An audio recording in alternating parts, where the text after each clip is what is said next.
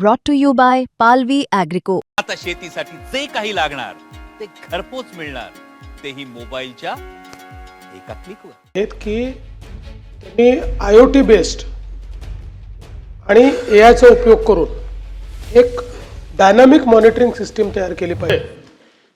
जे माननीय मंत्री महोदयांनी सांगितलं त्याप्रमाणे BMCला आपण आदेश दिलेले आहेत की त्यांनी IoT बेस्ड आणि AIचा उपयोग करून एक डायनामिक मॉनिटरिंग सिस्टीम तयार केली पाहिजे आणि 100% जेवढी बांधकामं होत आहेत, सरकारी असो, खाजगी असो, इन्फ्रास्ट्रक्चरची असो, सगळ्यांचं मॉनिटरिंग त्यांनी केलं पाहिजे.